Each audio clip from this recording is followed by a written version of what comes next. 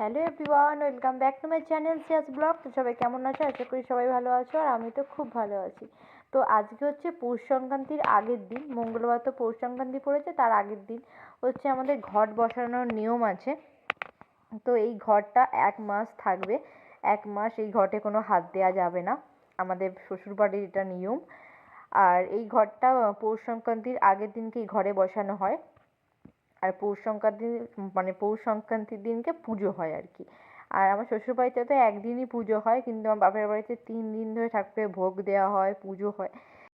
তো সন্ধেবেলা সন্ধে দেওয়া হয়ে যাওয়ার পর মা এই চালের ঘটিটা বসালো চালের গুঁড়ি দিয়ে, মানে চালের গুঁড়ি দিয়ে গোলটা করে নেওয়ার মাঝখানে এই ঘটিটা বসালো।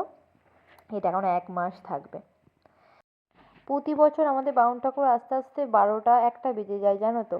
আর এবারে এত তাড়াতাড়ি চলে এসেছে কি বলবো। কাজকর্ম সেরে রান্না কমপ্লিট করে এই আলপনা দিতে বসেছিলাম। পিঠেটা আলপনা দেওয়া কমপ্লিট হয়ে গেছে, শুকিয়েও গেছে। কিন্তু মন্দিরে যে আমি এতগুলো সব এঁকেছি, মানে এর আগের বছরে এঁকেছিলাম, শুকিয়ে গেছিলো বেশ। আর এবছরে এতগুলো এঁকেছি, শুকোয়নি, জানো তো। অল্প শুকিয়েছে, অল্প এখনো শুকায়নি। তো বাউন ঠাকুর তাড়াতাড়ি চলে এসেছে, মানে 11টা 11:30টার মধ্যে বাউন ঠাকুর চলে এসেছিলো। কিন্তু আসার কথা ছিল সেই 1টার সময় করে। আমার সব আলপনা ঘেঁটে দিয়েছে, আমার গরুর ওপরে বসে পড়েছে।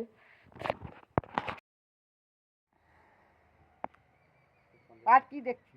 গরুর ওপরে বসে পড়েছে। ও ঠিক আছে, গরুর উপরে বসেছি, ঠিক আছে। হ্যাঁ নাও, ঠাকুর ইয়েকে দিয়ে দেবে, লক্ষ্মীটুকে। হ্যাঁ, ঠাকুর বোধহয় প্রদীপটা উল্টো দিকে ঘুরে আছে। না না, ঠিক হয়নি এখনো, সব ঠিক হবে। এখন সব গোছ করবে। গোছ করবে। ঘর কই? রাজধানীর ঘর দাও। না, আমি তো বরুণের সব রেডি করে রাখি, ওই জন্য তাড়াতাড়ি। ওখানে মনসা সব দিয়েছ?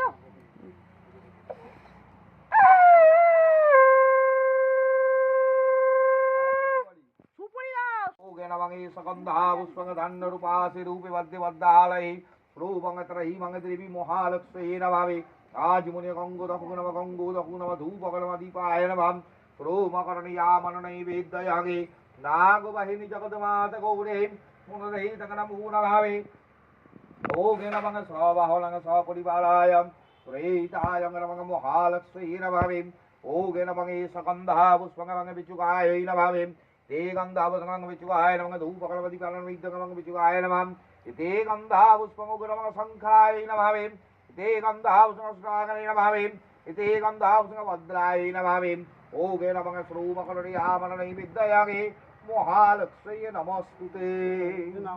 আমরা দিয়ে রেখেছি। আমি জ্ঞানা হুলটা কে দিল? জ্ঞানা হুলটা কে দিল? আমি কি জানি, তুমি যা তাড়াতাড়ি। জ্ঞানা হুলটা কে দিল? বলুন, সরস্বতী পূজা দু রকম বলছি। তোমার যদি হবে তো তাহলে তুমি চলেই আসো, আর না হলে 2 দিন আগে দাদা গিয়ে খবর। ঠাকুর মধ্যে একটু মকর নিয়ে যাও না। দিন আগে দিলে হবে না, এক সপ্তাহ আগে খবর দেবে। কেন বলো তো, মেয়ে থাকে না তো, আসতে পারলে পুজো হবে। হ্যাঁ, আলপনার একটা আলাদাই সৌন্দর্য, জানো তো। মানে ঘরে আলপনা দিলে যেন দেখতে কি দারুণ লাগে। আমার তো মুছতেই ইচ্ছা করে না। আর যেহেতু সংক্রান্তি, তো মানে মকর সংক্রান্তি, উঠোনটাতেও আলপনা দেওয়া হয়, মা লক্ষ্মীর পা আঁকা হয় আর কি। আজকে তো আমরা কেউই ভাত খাইনি। দুপুরবেলা রুটি করেছিলাম সকালবেলা, ওই রুটি আর বাঁধাকপির তরকারি খেয়েছিলাম। তো ভাতটুকু চলে আসার পর আর ভাতের হাঁড়ি রাখতে নেই। তো প্রথম দিনকে আমাদের পিঠে হয়েছিল সরু চাগলি। ভাজা পিঠেও করতে হয়, কিন্তু মা সরু চাগলি করেছিল। আর আর আজকে হয়েছিল হচ্ছে পুলি পিঠে, ওই সেদ্ধ পুলি পিঠে বলে, ওটা হয়েছিল। আর তারপরের দিনকে মনে হয় পিঠে পায়েস করতে হয় সম্ভবত। মানে এখানে আমাদের পিঠে হয়ে গেছে নারকোলের, আর হচ্ছে তরকারি পিঠে ওখানে বসেছে। আমিও কয়েকটা এর মধ্যে করে দিয়েছি। এই যে ওখানে দুটো করে রেখেছি, দেখো এই সাইডটাতে আমি করেছি। মায়ের মতো অতটা ভালো হয়নি, তবে পারি। খুব একটা ভালো পারি না, তবে পারি। তো চলো, এতটা নারকোল এখনো বেঁচে আছে, এটা আমিই খাবো। আমার তো খুব ভালো লাগে এরকম মানে নারকোলের পিঠে খেতে ভালো লাগে না, কিন্তু আমার নারকোলটা খুব ভালো খেতে লাগে। পৌষ সংক্রান্তির পুজোর ছোট্ট একটা ভিডিও তোমাদের সাথে শেয়ার করলাম। যদি ভালো লেগে থাকে তো প্লিজ চ্যানেলটা সাবস্ক্রাইব করো।